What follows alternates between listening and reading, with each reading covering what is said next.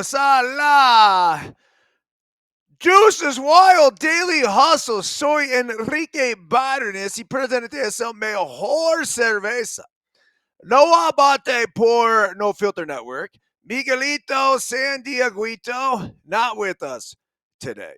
Will the Thrill Clark, not with us today. But Thrill is back Tuesday. And if you want to catch Kowalski, go check out the new Mind Bender podcast, life optimization at its finest. Regardless whether our boys are here or, I don't know, each and every one of you are here, we're going to properly salute everybody involved. Yes, yes, yes, yes, yes, yes, yes. Woo! Remember this, folks. When we are juiceful, we are useful. And when we are juiceless, we are fucking useless. A very pleasant good morning to you on the 21st day of March 2025. And I realize we've taken a little bit of a break. So Thrill was at a Mississippi State game this past Tuesday. He went out to Starkville for, I think, a couple days, but we missed that Deuces Wild show. And then the Daily Hustle. I've been grinding away on several different fronts trying to help No Filter Network get on into the future and make sure we're doing things right. So it's been a nice little breather for me as well. But the content was crazy. Is that the last Deuces Wild show we did? I've had content every day for social. So I really kind of been working on that, is getting those clips out there. They have done really well. One gem after another from Thrill. There's just so much insight, I think, that goes into these shows. And I always like to ask myself whether I'm coming on here and we're going to do a Daily Hustle or we're going to do the Deuces Wild show, what value are we adding to other people's lives? What value then also, obviously, are we adding to our lives? So if we're going to spend that much time, energy, and effort, I want to make sure we're giving the people something that is worth it, that something is worth spending their hour and 45 minutes like the last Deuces Wild was, or it might just be 60 seconds of watching an Instagram reel. But when I go back and watch these afterwards, it's fucking wild how much great shit is in there. And so even today, I'll go find something else. And that's how we come up with the clips, and then we push them out there. And we've had a few from the last show already go viral. So does it matter from a perspective of, oh, that gives us more self-worth, or we think we're cooler than it? No, that's not it.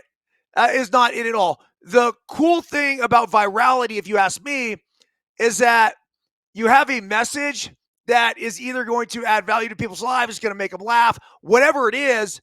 But when you're able to put that in front of a lot of people, I think it matters, because ultimately, Thrill and I, for the amount of time we spent doing this, of course we want to get out in front of as many people as possible, because we think we have the ability to make a positive impact in the case of not just baseball insight and baseball analysis, but really this comes down to approach and mechanics and the mental game.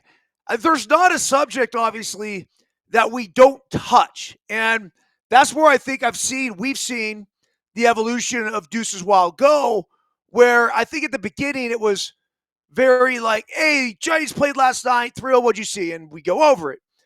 Well, I think now it's gone a lot deeper than that. And that's where I say that I'm super proud to be a part of it. It's one of the most fun things that I know I get to do every single Tuesday. And then we come on here in between and we get to talk about it. And then we get to go over other stuff. And today I wrote a Daily Hustle. And this is where the Daily Hustle has been missing. I've told you guys this before, but if I'm going to come on here and do a DH, I like to write a DH. Now, if you're new to the whole program and everything, basically I have an email list. It's about 20,000. And the DH will go out to that email list. I've been dark on the email list for about a month now. It's just life adds up, busy, whether it's kids ski racing, coaching baseball, pickleball in, focusing on Deuces Wild, like it all happens. But I do think, and this is probably a pretty good lesson for me and for each and every one of you. Sometimes in life, there's no need to judge, right? Whether it's somebody else or whether it's yourself, I very easily could have looked back upon it and been like, oh, fuck, man, I need to be doing this. I need to be doing that. I don't know. Do I? I don't necessarily need to be doing anything. I need to focus on where my priorities are in the moment. And sometimes there's things in life like the daily hustle will be top priority. And then sometimes in life, there's other things that get in the way and it might take a little bit of a back seat. But regardless, I love doing this. I really do. If I had to have it my way, I'd come on here 7 days a week. Really, that's now I would like to prepare 7 daily hustles because I don't want to come on here just to hear myself talk. I want to be able to add value. So here we go. Today's daily hustle. Quote, I succeeded long before I was called a success. Coach Wooden.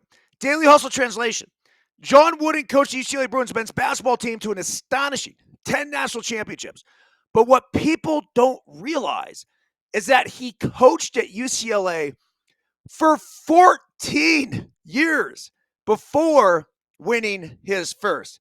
That then brings up the question of what is success and how should we measure it? In Coach Wooden's mind, winning was a byproduct of success, but winning was far too dependent on things outside of our control. He preferred to judge success on whether or not he got the absolute most out of his individual players and team based on his coaching tactics and their playing ability. In sports and life, far too often we look to a box score or a scoreboard and then cast emotional judgments on the results. Yet, if we want to truly and accurately measure success, our obsession shouldn't be on winning, but rather the process that leads us there. EB. Okay, so from my most recent coaching experience, I'll give you guys a perfect example. We played a team that they're okay from like the El Paso area. This was in the big tournament in Houston a few weeks ago. And the final score of the game was 6-3. Now, in this game, I could tell you, we pounded the strike zone. Umpire had a very, very, very tight zone. So I felt like our pitchers did a good job hitting the catcher's mitt without the catcher moving. We didn't necessarily get all of the calls, which led to a few walks, but just the approach on the mound with our guys, I felt like they were spot on. At the plate, we were taking our walks, we were taking balls, we were swinging at strikes, and we were barreling baseballs everywhere. Left field, right field, center field, oppo gaps. It was awesome to watch. Yet, if you go back and look at the score, you're like, dude, 6-3. Like, that's a tight game and travelable. But the reality of the situation was that 6-3 game very easily could have been 16-0. And I told the boys after that, Mike, listen to me. If you guys take the exact same approach that you had in this game, and I realize a lot of you did not get results, but if we take that same approach and we apply it into our games going forward in this tournament and then in our season beyond, we're going to fucking kill it. It is absolutely on. Well, sure enough, after that, 5 straight victories, including taking down the number 1 team in the country. So you just have to focus on that process and what leads to winning games. And from a baseball perspective, it's doing all the little things. It's obsessing over the details. What are the details? Turns around first base. Those matter to me. Never taking your eye off the ball. Get a lead, get a jump, go. Defensive positioning, pre-pitch. Coaches, if you're out there, go ahead and do this a handful of times through the course of the game. And tell me what number you guys are. If you're, I don't know, 5 for 9, 6 for 9, whatever it is. I guess take the pitcher and catcher out of it. So there's 7 positions on the field. You're either going to be, you could be 0 for 7 or you could be 7 for 7. When the pitch is coming, what are your fielders doing? Are they here? Are they this?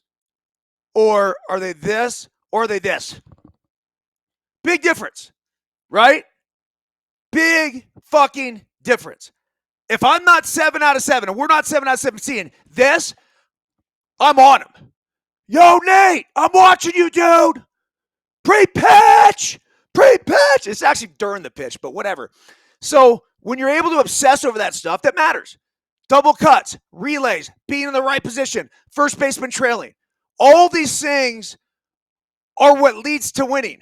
And it's funny because, as a youth coach and having people come up to me a lot, even in this area. And, oh, hey, congratulations, great job in Houston. And, man, you guys took down ZT and all this stuff. And it's kind of like the song that I attached to the Daily Hustle today when I posted the picture on Instagram with Coach Wooden. If you think it happened overnight, it didn't. And that's Connor Price. And that is everything. Because, oh, I did not freeze. No way. Apparently, it looks like I'm frozen. So I don't know what to tell you. Is it still going? We got people in the chat today. John, am I frozen, dude? Can you hear me talk, though? Because if you hear me talk, I'll continue to fire away anyway. Yes. See, this is the beauty of No Filter Network. All right. I'll try to mess with my camera real quick, but so long as you guys can hear me, let's get back to the basics. All right, so I should be back there, and then might even be able to come back right here. Oh, man, I had it for a second. All right, are we back on camera, John Davis? Talk to me. All right, we're good. We're good with the computer cam. I think my Meebo is shit out or about to shit out. Let me see. Yeah, that's the issue. Huh. It's the Mevo camera connection. So if I undo it and then put it back in. And of course, this is how the sausage is made. As you guys get to inside look at all this. All right, I think I'm back with the Mevo. The Mevo camera is just so much better. So anyway, my point on all this is the winning thing, and I really get it and understand when Coach Wooden says he was a success long before he was called a success, because here he was at UCLA. He coaches 14 seasons, 14, before he wins his first national championship. And then what happens? Dude runs off, what is it, like 9 and 11 years, 10 and 11 years is I think what it was. And then everyone steps back and says, okay, well, there's the greatest coach in the history of sports. And still today, you could make the argument that that is it. But the winning is there when the obsession to detail is there. And John, having you in the chat here, like that's exactly what you said. You're like, attention to detail. Whoa. And we got a Kowalski sighting. Dude, I didn't even see you in there. I mean, what a special treat. This morning, Peachy Emma Kowalski FaceTime me as she often does. It is so good. She sneaks outside typically, or into like a bedroom or something, and she'll FaceTime me. So this morning she wanted to tell me that she didn't have school and that her brother Elijah Kukui was still sleeping. I know who wasn't sleeping was this guy right here. And to celebrate him, and this is happening twice on the same show, we must put our fingers together to properly salute our boy. Yes! I can't fucking hear you. Audio's off. No audio, bro. Maybe this is me. Hold on. Maybe this could be me. Usually I'm not talking to people here. Yeah. Hold tight. Hold tight. Stay with me.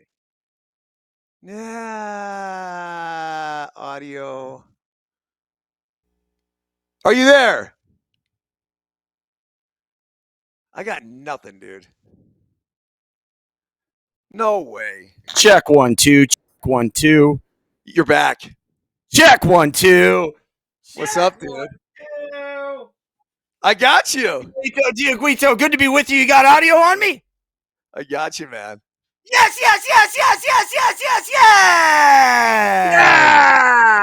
Chips for the win. Good to be with you, Burnsy.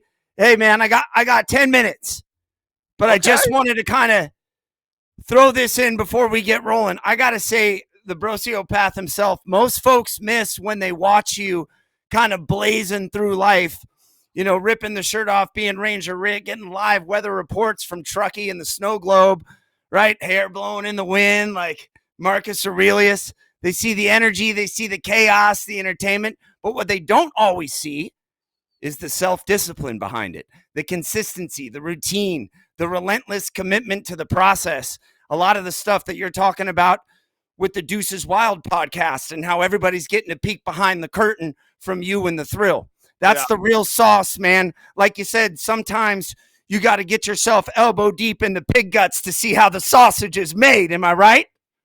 Well, dude, it's the truth. And I think more than anything, bro, it really comes to, we all live this, not we all, I guess kind of we all, because in our own different worlds, but we live this life that's viewed from the outside.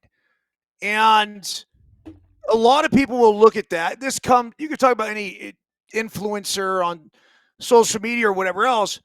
And that's why you got to be careful you follow, because what is real and what is just a total crock of shit and what people want to tell you is real, it's totally different.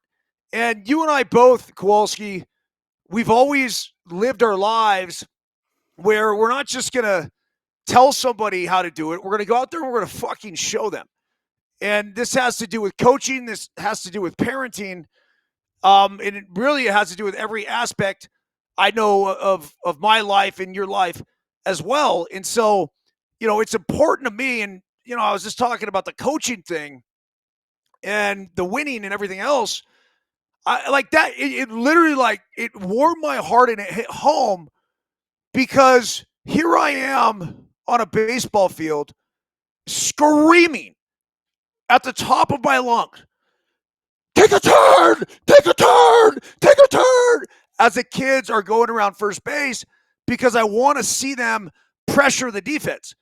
And so when we get into these obsessive details, like you and I did when we were with the Bananas, and you had your notebook, and then, you know, everyone thinks this is a fucking dog and pony circus show, yet we were out there coaching our balls off, doing everything we can and holding meetings and going over, look, this is where your guys' play is. This is where you guys' play is, and this is where we have to fucking go.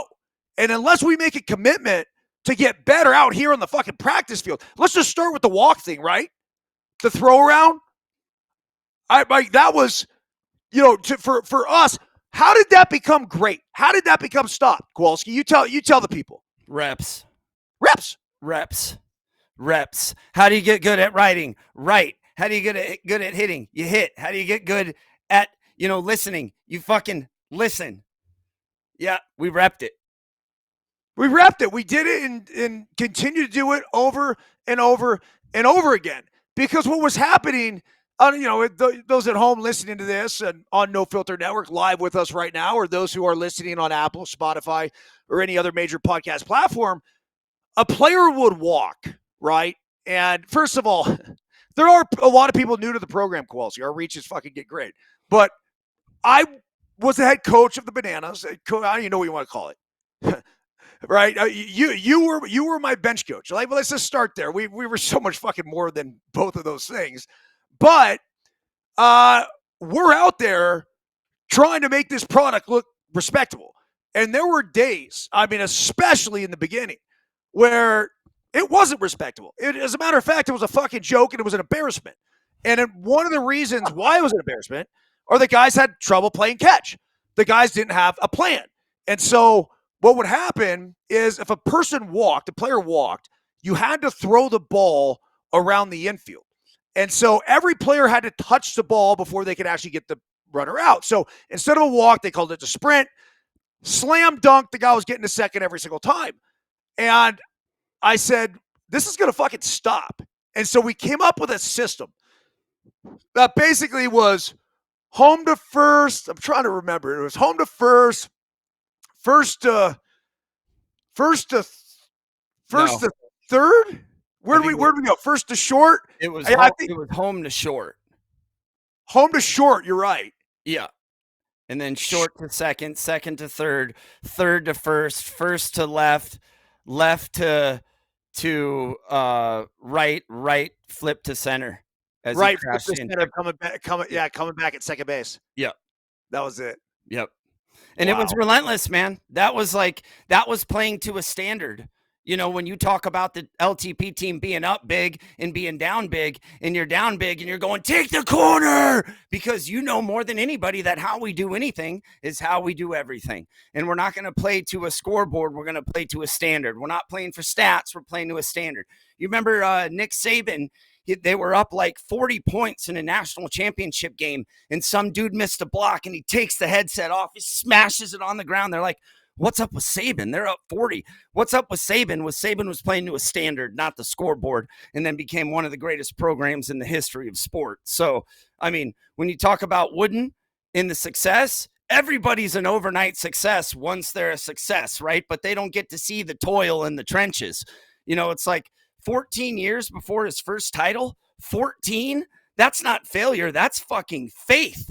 That's showing up and stacking days, being the one-armed bricklayer from Baghdad, stacking the brick one brick at a time with no promise. But you can't have the promise without paying the price, Brosio. You can't have the fruits without the labor. Roots.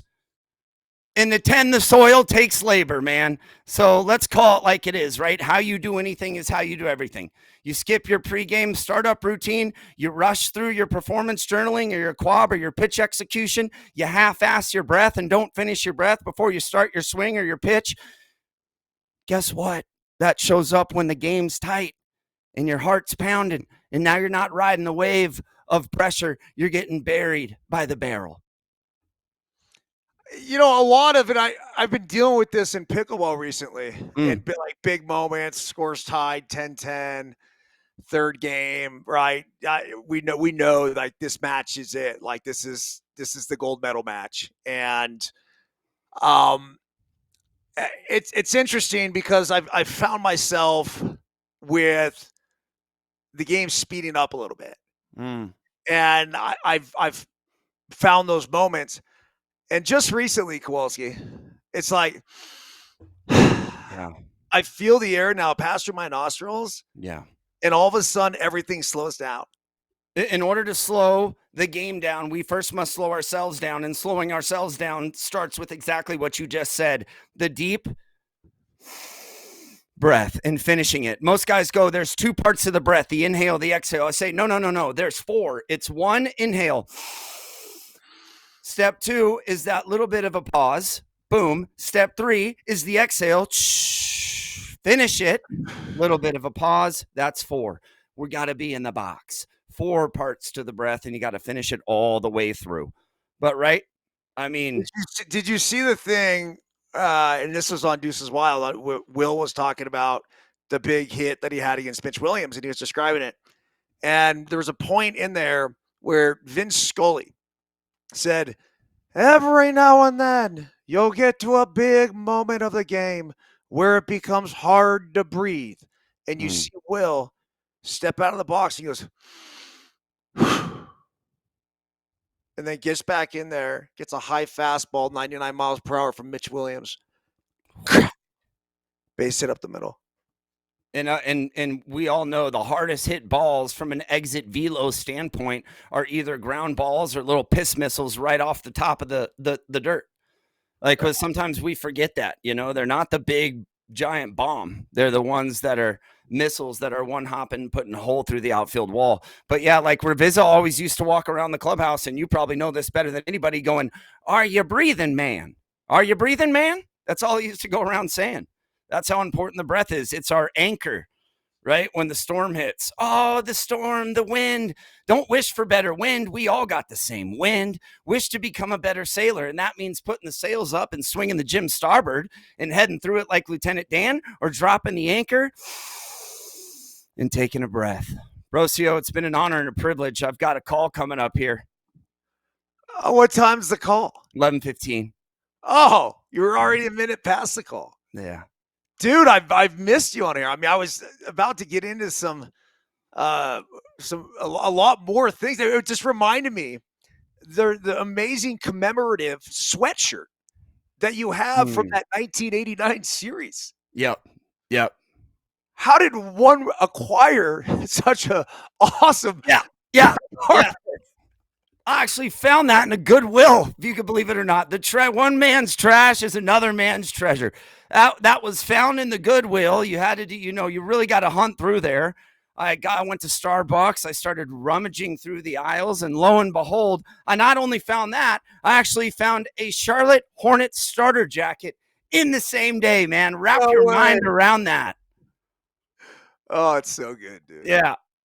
Well, that's a great question, man. Great question. If you want a better life, ask better questions. I'm going to ask you the $1 million question for all the youth out there that the people that play baseball at an elite level. I'm not going to just call you a baseball player, because then your whole identity is wrapped up in that, and we're going to separate who and do. What do you know now, Burnsy, that you wish you would have known when you were 15?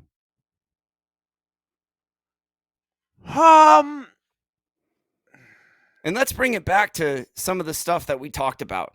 The process, the pre-pitch routines, the release routines, the pre-game flip the switch startup routine, the post-game shutdown routine. Like, what are some of those aspects that really served you? You played a long time. You obviously were somebody who had legit and elite level routines and processes. Yeah, I think the biggest thing is that your success is not dependent on results. And I was really results oriented when I was 15, 16 years old. Now, I'll tell you, Kowalski, I had a fuck ton of success. So the failure periods weren't necessarily very long or plentiful, but they were there. And I remember specifically, striking out in a big at bat, and we were playing Bellarmine, and it was to end the game, and I was distraught. And of course, I wanted to come through and whatever else, but I remember that weighing on me. And then you hold it with you, and then you hold it with you. And sure, it served as motivation to continue to work hard and whatever else. But the one thing I could say, I didn't deal with failure very well.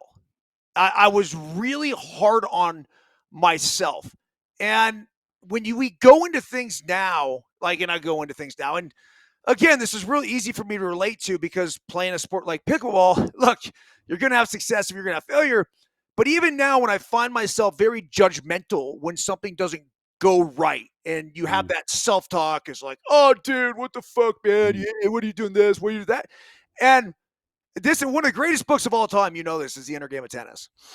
And so think about being an outsider, and you have your self one and your self two, and your self one is the one that's always trying to beat yourself up, right? And the self two is just like the observer. And this is your natural self. Be your natural self. Let your natural self win out. Like that's what matters. And the only question is, how do we get out of our own way? And I think we get out of our own way by not overanalyzing. There's a time and place for everything. And the moment of battle, outside of little slight adjustments here or there, that's not the place. The place is when we're sitting down and we're having a conversation and it's like, hey, man, I think I could change this to get to this. I think I could, if I'm a pitcher, 2 fingers more on top. If I'm a hitter, I like the feeling of slightly open more here. Like we talk about all this shit later. But right now, let's get on the fucking field and we're going to compete. And we're compete our asses off.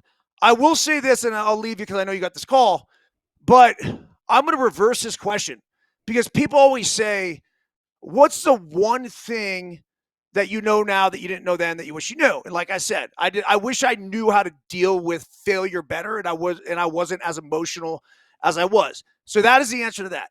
But I'm also going to give you one on the flip side here that you could take back to all of your fucking clients, dude. What's the one thing that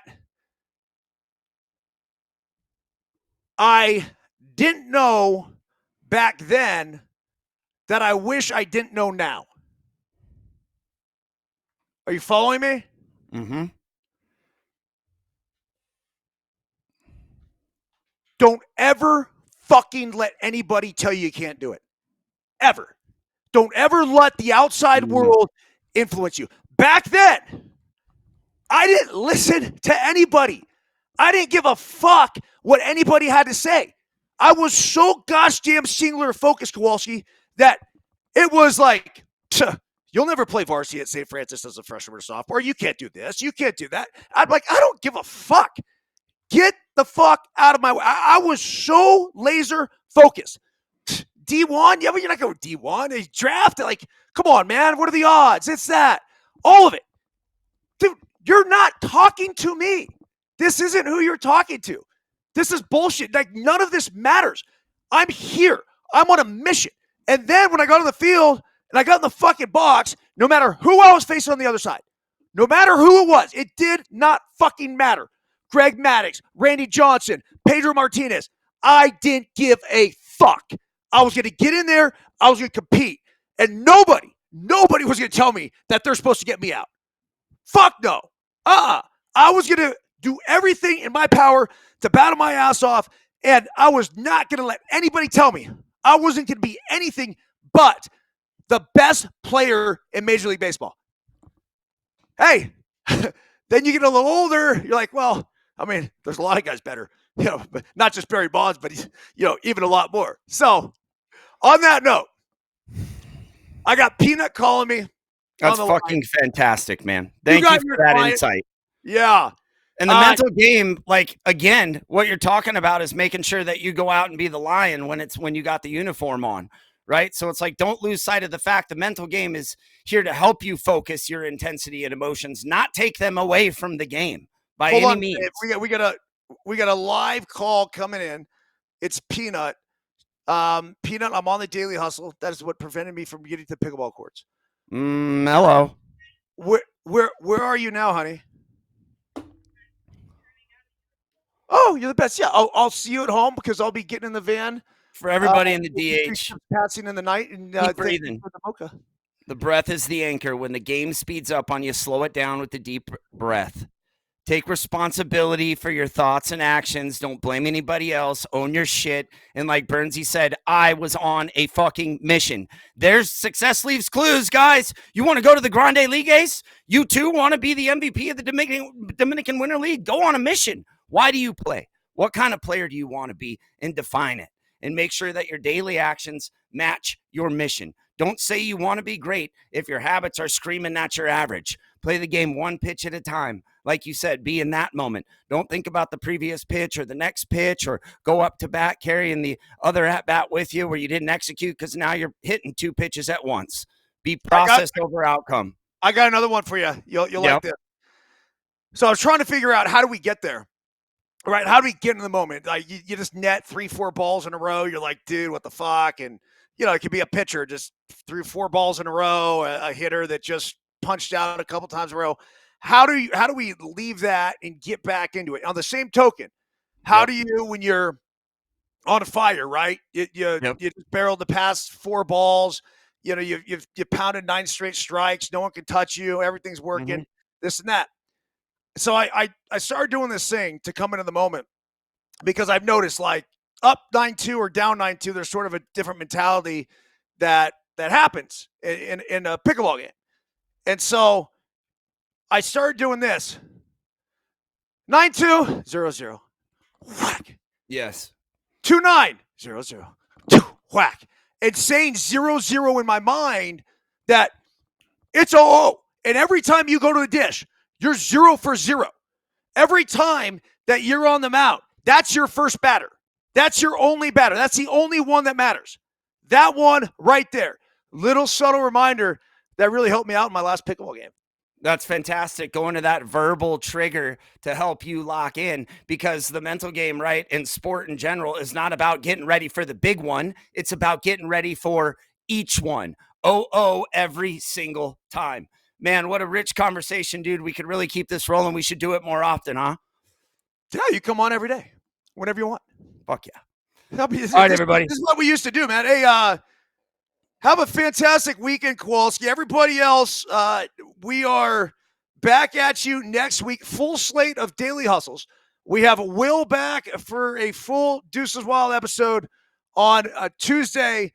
Just wanted to throw this out for just a nice little teaser, just to make sure we communicate with the Deuces Wild daily hustle crowd. But everyone else out there, have a fantastic weekend. And Kowalski, as you and I always like to say before heading off into the abyss, See ya! see ya!